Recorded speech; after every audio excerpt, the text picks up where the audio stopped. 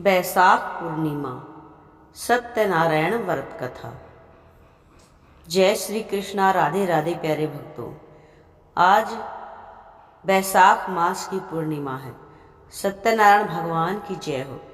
बैसाख का महीना भगवान श्री लक्ष्मी नारायण जी को अत्यधिक प्रिय है।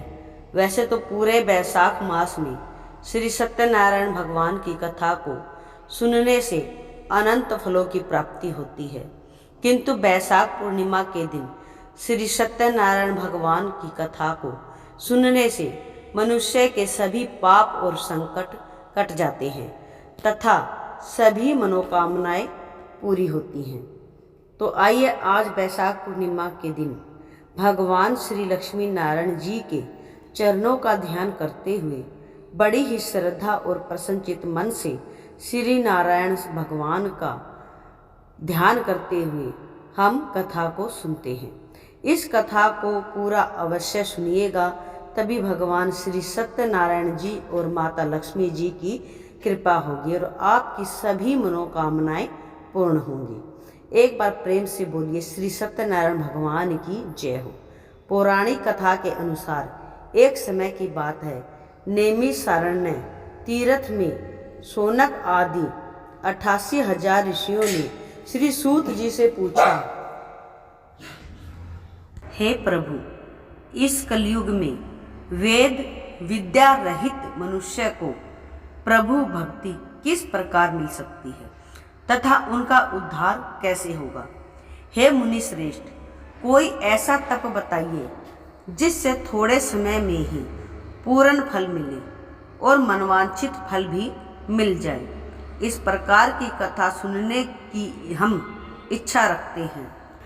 सर्व शास्त्रों के ज्ञाता श्री सूत जी बोले, हे वैष्णवों में पूज्य, आप सभी ने समस्त प्राणियों के हित की बात पूछी है, इसलिए मैं एक ऐसे श्रेष्ठ व्रत को आप सभी को बताऊंगा जिसे नारद जी ने लक्ष्मी नारायण जी से पूछा था और स्वयं लक्ष्मीपति ने मुनि श्रेष्ठ नारद जी से इस कथा को कहा था।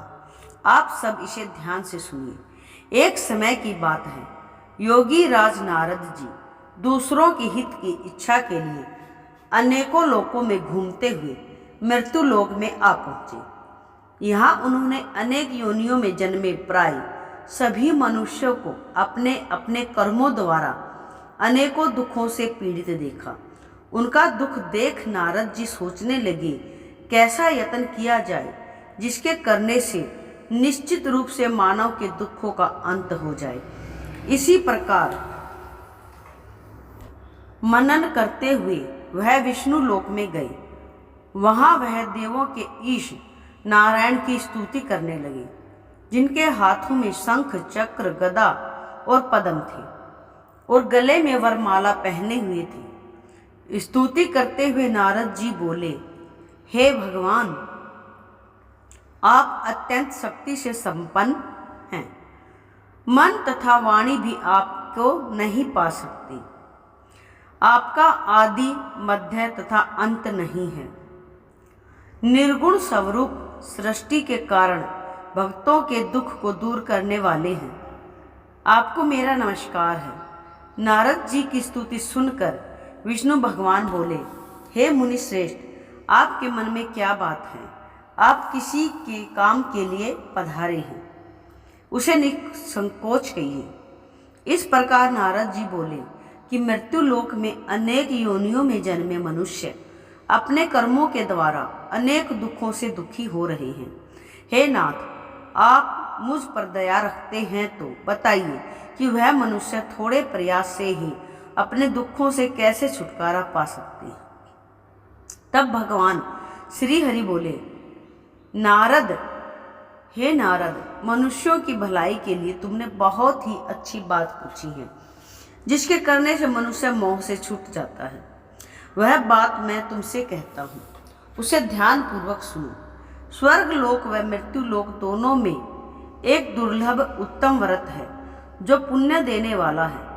आज प्रेमवश होकर मैं उसे तुमसे कहता हूँ। श्री सत्यनारायण भगवान का यह व्रत अच्छी तरह विधान पूर्वक करके मनुष्य तुरंत ही यहाँ सुख भोग कर मरने पर मोक्ष पा जाता है। श्री हरि के वचन सुनकर नारद जी बोले, हे प्रभु, उस व्रत का फल क्या है और उसका विधान क्या है? यह व्रत किसने किया था? इस व्रत को किस दिन करना चाहिए? सभी कुछ विस्तार से बताइए। नारद जी की बात सुनकर श्री हरि बोले, दुख और शोक को दूर करने वाला, यह सभी स्थानों पर विजय दिलाने वाला है। मानव को भक्ति और श्रद्धा के साथ शाम को श्री सत्यनारायण भगवान की पूजा धर्म परायण होकर ब्राह्मणों व बंधुओं के साथ करनी चाहिए। भक्ति भाव से ही नैवेद्य, केले का फल, घी, दूध और गेहूं का आटा सवाया ले। गेहूं के स्थान पर साठी का आटा, शक्कर तथा गुड़ लेकर और सभी भक्षण योग्य पदार्थों को मिलाकर भगवान का भोग लगाएं। ब्राह्मणों सहित बंधु बांधवों को भी भोजन कराएं। उसके बाद स्वयं भोजन करें। भजन कीर्तन के साथ भगवान की भक्ति में लीन हो जाएं। इस तरह से सत्यनारायण भगवान का यह व्रत करने पर मनुष्य की सारी इच्छाएं निश्चित रूप से पूरी हो जाती हैं। इस कलिकाल अर्थात कलयुग में मृत्यु लोक में मोक्ष का यही एक सरल मात्र उपाय बताया गया है। इस प्रकार से श्री सत्यनारायण व्रत कथा का प्रथम अध्याय संपूर्ण हुआ। आप लोग बड़ी श्रद्धा और प्रेम से बोले, श्री सत्यनारायण भगवान की जय हो। आइए सुनते हैं सत्यनारायण व्रत के कथा का दूसरा अध्याय। सूत जी बोले, हे ऋषियों, जिसने सबसे पहले इस व्रत को किया था, मैं उसका इतिहास कहता हूँ। इसे ध्यान से सुनो। सुंदर काशीपुरी नगरी में एक अत्यंत निर्धन ब्राह्मण रहता था। भूख प्यास से परेशान वह धरती पर घूमता रहता था। ब्राह्मणों से प्रेम करने वाले भगवान ने एक दिन ब्राह्मण का वेश धारण कर उसके पास जाकर पूछा, हे विप्र, नित्य दुखी होकर तुम पृथ्वी पर क्यों घूमते हो? दीन ब्राह्मण बोला, मैं निर्धन ब्राह्मण हूँ, भिक्षा के लिए धरती पर घूमता रहता हूँ। हे भगवान, यदि आप इसका कोई उपाय जानते हैं तो मुझे बताइए। वृद्ध ब्राह्मण बोले कि सत्यनारायण भगवान मनवांछित फल देने वाले हैं, इसीलिए तुम उसका पूजन करो। इसे करने से मनुष्य सभी दुखों से मुक्त हो जाता है। वृद्ध ब्राह्मण बनकर आए सत्यनारायण भगवान उस निर्धन ब्राह्मण को व्रत का सारा विधान बताकर अंतर्ध्यान हो गए। ब्राह्मण मन ही मन सोचने लगा कि जिस व्रत को वृद्ध ब्राह्मण करने को कह गया, मैं उसे अवश्य करूंगा। यह निश्चय करने के बाद उसे रात में नींद नहीं आई। वह सवेरे उठकर श्री सत्यनारायण भगवान के व्रत का निश्चय कर भिक्षा के लिए चला गया। उस दिन निर्धन ब्राह्मण को भिक्षा में बहुत धन मिला, जिससे उसने बंधु बांधवों के साथ मिलकर श्री सत्यनारायण भगवान का व्रत संपन्न किया।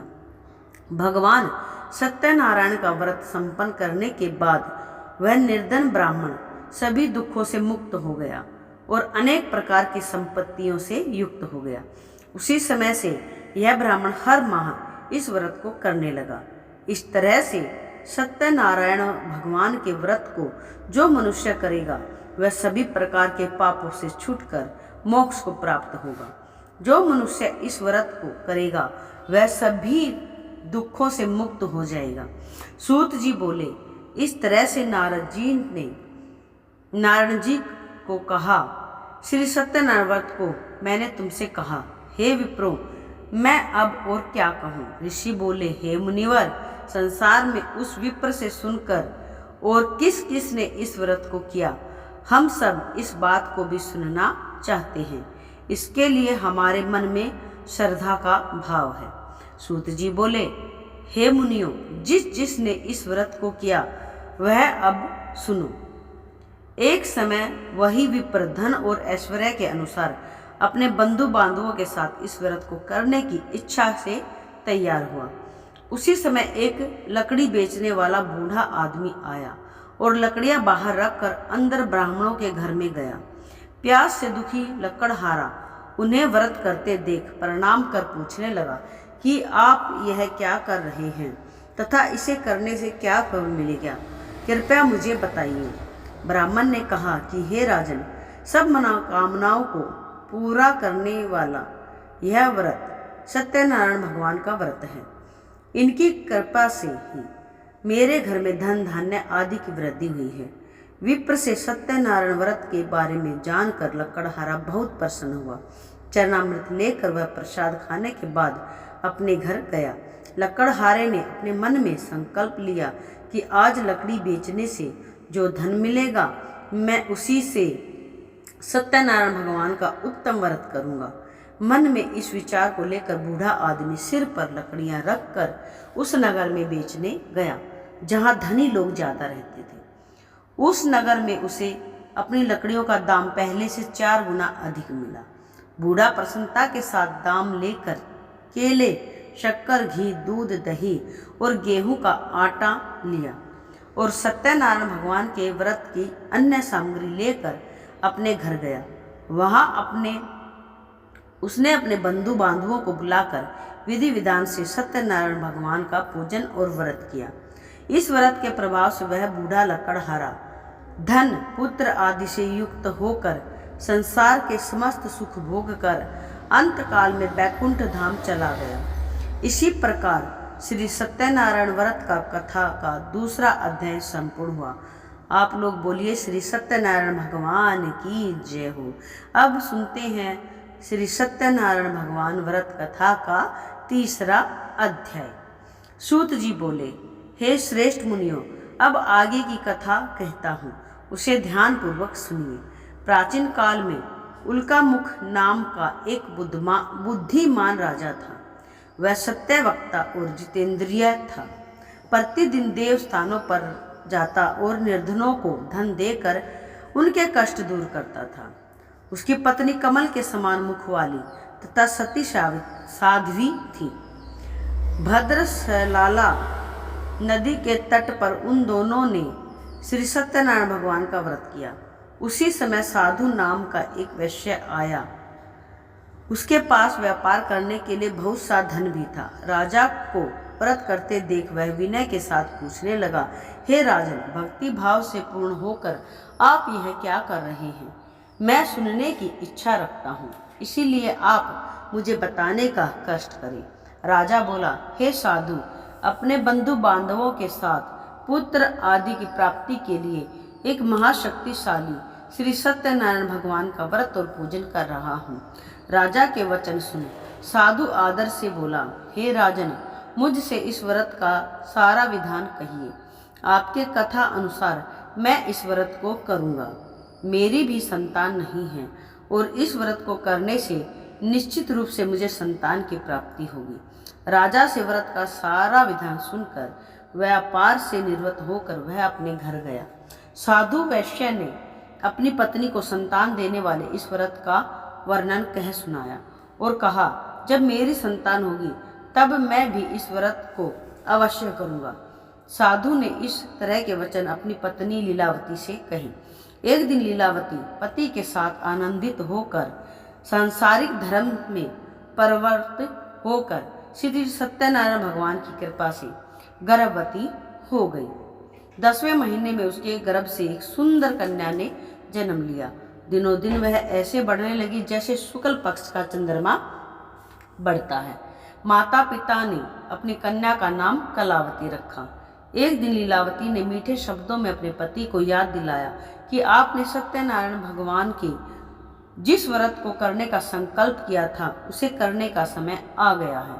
साधु बोला, हे विप्र, हे प्रिय, इस व्रत को मैं उसके विवाह पर करूंगा। इस प्रकार अपनी पत्नी को आश्वासन देकर वह नगर को चला गया। कुछ वर्षों के पश्चात कलावती की शादी योग्य हो गई। साधु ने एक बार नगर में अपनी कन्या को सखियों के साथ देखा तो तुरंत ही पुरोहित को बुलाया और कहा, मेरी कन्या के लिए कोई योग्य वर देख कर आओ। साधु की बात सुनकर पुरोहित कंचन नगर में पहुंचा और वहां देखकर लड़की के लिए सुयोग्य वर ढूंढा। साधु ने बंधु बांधवों को बुलाकर अपनी पुत्री का विवाह कर दिया। लेकिन दुर्भाग्य की बात यह थी कि साधु ने अभी भी सत्यनारायण व्रत का ध्यान नहीं किया। इस प्रकार श्री सत्यनारायण भगवान क्रोधित हो गए और श्राप दिया कि साधु को अत्यधिक दुख मिले। अपने कार्य में कुशल साधु बनिया जमाई को लेकर समुद्र के पास स्थित रत्नापुर नगर में गया। वहां जाकर ससुर दामाद दोनों मिलकर चंद्रकेतु नामक राजा के नगर में व्यापार करने लगे। एक दिन भगवान श्री सत्यनारायण की माया से एक चोर राजा का धन चुराकर भाग गया। उसने राजा के सिपाहियों को अपना पीछा करते हुए देख चुराया हुआ धन वहां रख दिया जहां साधु अपने जमाई के साथ ठहरा हुआ था। राजा के सिपाहियों ने साधु वैश्य के पास राजा का धन पड़ा देखा तो ससुर जमाई दोनों को बांधकर प्रसन्नता से राजा के पास ले गए और कहा, महाराज, हम दोनों चोरों को पकड़ लाए हैं, आप आगे की कार्रवाई की आज्ञा दें। राजा की आज्ञा से उन दोनों को कारावास में डाल दिया गया और उनका सारा धन भी उनसे छीन लिया गया। श्री सत्यनारायण भगवान के श्राप से साधु की पत्नी भी बहुत दुखी हुई। घर में जो धन था उसे चोर चुरा ले गई। शारीरिक तथा मानसिक पीड़ा व भूख प्यास से अति दुखी होकर कलावती एक ब्राह्मण के घर गई। वहां उसने श्री सत्यनारायण भगवान का व्रत होते देखा और कथा भी सुनी। वह प्रसाद ग्रहण कर रात को घर आई। माता ने कलावती से पूछा, हे पुत्री, अब तक तुम कहाँ थी? तेरे मन में क्या है? कलावती ने अपनी माता से कहा, हे माता, मैंने एक ब्राह्मण के घर में श्री सत्यनारायण भगवान का व्रत अनुष्ठान होते हुए देखा था। कन्या के वचन सुनकर लीलावती भगवान के पूजन की तैयारी करने लगी। लीलावती ने परिवार व बंधुओं सहित सत्यनारायण भगवान का पूजन किया और उनसे वर मांगी कि हे प्रभु, मेरे पति तथा जमाई शीघ्र घर आ जाए। साथ ही यह भी प्रार्थना की, हम सबका अपराध भगवान आप क्षमा करें। श्री सत्यनारायण भगवान इस व्रत से संतुष्ट हो गए और राजा चंद्रकेतु को सपने में दर्शन देकर कहा, हे राजन, तुम उन दोनों वैश्यों को छोड़ दो और तुमने उनका जो धन लिया है उसे भी वापस कर दो। अगर ऐसा नहीं किया तो मैं तुम्हारा धन, राज्य और संतान सभी को नष्ट कर दूंगा। राजा को यह सब सुनकर सत्यनारायण भगवान अंतर्ध्यान हो गए। प्रातः काल सभा में राजा ने अपना सपना सुनाया। फिर बोले, वाणिक पुत्रों को कैद से मुक्त कर सभा में लाओ। दोनों ने आते ही राजा को प्रणाम किया। राजा अत्यंत मधुर वाणी में बोला, हे महानुभावों, दुर्भाग्य से ऐसा कठिन दुख तुम्हें प्राप्त हुआ, लेकिन अब तुम्हें कोई भय नहीं है। ऐसा कहकर राजा ने उन दोनों को नए वस्त्र और आभूषण पहनाए और जितना धन उनका लिया था उससे 2 गुना धन वापस कर दिया। दोनों वैश्य अपने घर को चल दिए। इस प्रकार से श्री सत्यनारायण व्रत कथा का 3रा अध्याय भी संपूर्ण हुआ। बोलिए प्रेम से श्री सत्यनारायण भगवान की जय। हे सत्यनारायण भगवान, जो भी इन कथाओं को, अध्यायों को सुने, उनके घर हर तरह की परेशानियों को दूर कर धन धान्य के भंडार भरना। आइए अब सुन लेते हैं भक्तों श्री सत्यनारायण भगवान की कथा का 4था अध्याय। सूत जी बोले, वैश्य ने मंगलाचार कर अपनी यात्रा आरंभ की और अपने नगर की ओर चल दिए। उनके थोड़ी दूर जाने के बाद एक दंडी वेशधारी श्री सत्यनारायण भगवान ने उनसे पूछा, हे साधु, तेरी नाव में क्या है? व्यापारी हंसता हुआ बोला, हे दंडी, आप क्यों पूछते हो? क्या धन लेने की इच्छा है? मेरी नाव में तो बेल और पत्ते भरे हुए हैं। वैश्य के कठोर वचन सुनकर दंडी बने श्री सत्यनारायण भगवान बोले, तुम्हारे वचन सत्य हों। दंडी ऐसा वचन कहकर वहां से दूर चले गए और कुछ दूर जाकर समुद्र के किनारे बैठ गए। दंडी के जाने के बाद साधु वैश्य ने नित्य क्रिया के पश्चात नाव को ऊंची उठती देखकर आश्चर्यचकित हो गया और नाव में बेल पत्ते आदि देखकर वह मूर्छित हो गया, वहीं पर गिर गया। मूर्छा खुलने पर वह अत्यंत शोक में डूब गया।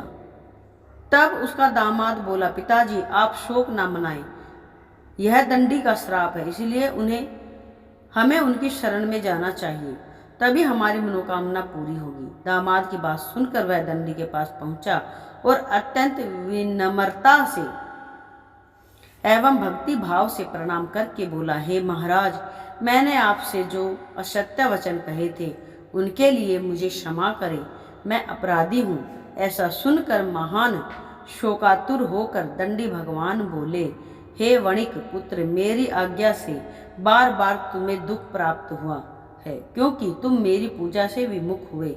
साधु बोला, हे प्रभु, आपकी माया से ब्रह्मा आदि देवता भी आपके रूप को नहीं जानते। प्रभु, मैं तो अज्ञानी हूँ, कैसे जान सकता हूँ? आप प्रसन्न होइए प्रभु, अब मैं अपनी सामर्थ्य के अनुसार आपकी पूजा करूँगा। हे प्रभु, मेरी रक्षा कीजिए और पहले के समान नौका में धन धान्य भर दीजिए। साधु वैश्य के भक्ति पूर्वक वचन सुनकर भगवान प्रसन्न हो गए और उसकी इच्छा अनुसार वरदान देकर अंतर्ध्यान हो गए। ससुर जमाई जब लौटे तो नाव धन से भरी हुई थी। फिर वही अपने अन्य साथियों के साथ श्री सत्यनारायण भगवान का पूजन कर अपने नगर को चल दिए। जब नगर के नजदीक पहुंचे तो दूत को घर पर खबर करने के लिए भेज दिया। दूत साधु की पत्नी को प्रणाम कर कहता है कि हे माता, स्वामी अपने दामाद सहित नगर के निकट आ गए हैं। दूत की बात सुन साधु की पत्नी लीलावती ने बड़े हर्ष के साथ श्री सत्यनारायण भगवान का पूजन कर अपनी पुत्री कलावती से कहा, हे पुत्री, मैं अपने पति के दर्शन को जा रही हूँ, तू कार्य पूर्ण कर शीघ्र आ जाना। माता के ऐसे वचन सुनकर कलावती जल्दी से प्रसाद छोड़कर अपने पति के पास चली गई। प्रसाद की अवज्ञा के कारण श्री सत्यनारायण भगवान रुष्ट हो गए और नाव सहित उसके पति को पानी में डुबो दिया। कलावती अपने पति को वहां न पाकर रोती हुई जमीन पर गिर पड़ी। नाव को डूबा हुआ देख और कन्या को रोता हुआ देख साधु दुखी होकर बोला, हे प्रभु, मुझसे तथा मेरे परिवार से जो भी भूल हुई है उसे क्षमा करें। साधु के दीन वचन सुनकर श्री सत्यनारायण भगवान प्रसन्न हो गए और आकाशवाणी हुई, हे साधु, तेरी कन्या मेरे प्रसाद को छोड़कर आई है, इसीलिए उसका पति अदृश्य हो गया है। यदि वह घर जाकर प्रसाद खाकर लौटती है तो उससे इसका पति अवश्य मिलेगा। ऐसी आकाशवाणी सुनकर कलावती जल्दी से घर पहुंचकर प्रसाद ग्रहण करती है और फिर आकर अपने पति के दर्शन करती है। इसके बाद साधु अपने बंधु बांधवों सहित श्री सत्यनारायण भगवान का विधि विधान से पूजन करता है। इस लोक का सुख भोगने के बाद अंत में स्वर्ग जाता है। इस प्रकार से श्री सत्यनारायण भगवान का व्रत कथा का चतुर्थ अध्याय संपूर्ण हुआ। बोलिए प्रेम से लक्ष्मी नारायण भगवान की जय हो। आइए सुनते हैं श्री सत्यनारायण भगवान के कथा का 5वां अध्याय। सूत जी बोले, हे ऋषियों, मैं और भी एक कथा सुनाता हूँ, उसे भी ध्यान पूर्वक सुनो। प्रजा पालन में लीन तुंगध्वज नाम का एक राजा था। उसने भी भगवान का प्रसाद त्याग कर बहुत दुख सहन किया। एक बार वन में जाकर वन्य पशुओं को मारकर वह वट के पेड़ के नीचे आया। वहीं उसने ग्वालों की भक्ति भाव से अपने बंधुओं सहित सत्यनारायण भगवान का पूजन करते हुए देखा। अभिमानवश राजा उन्हें देखकर भी पूजा स्थल पर नहीं गया और न ही उसने भगवान को नमस्कार किया। ग्वालों ने राजा को प्रसाद दिया, लेकिन उसने वह प्रसाद नहीं खाया और प्रसाद को वहीं छोड़कर अपने नगर को चला गया। जब वह नगर में पहुंचा तो वहां सब कुछ तहस नहस हो चुका था। वह राजा शीघ्र ही समझ गया कि यह सब भगवान ने ही किया है। वह दोबारा ग्वालों के पास पहुंचा और विधि पूर्वक पूजा करके प्रसाद खाया तो श्री सत्यनारायण भगवान की कृपा से सब कुछ पहले के जैसा ही हो गया। दीर्घ काल तक सुख भोगने के बाद मरणोपरांत उसे स्वर्ग लोक की प्राप्ति हुई। जो मनुष्य परम दुर्लभ इस व्रत को करेगा अथवा सुनेगा, भगवान श्री सत्यनारायण की अनुकंपा से उसे धन धान्य की प्राप्ति होगी। सत्यनारायण भगवान की कृपा से निर्धन धनी हो जाता है और दुर्बल बलवान हो जाता है। संतानहीन मनुष्य को संतान सुख मिलता है और सारे मनोरथ पूर्ण होने पर मानव अंत काल में बैकुंठ धाम को जाता है।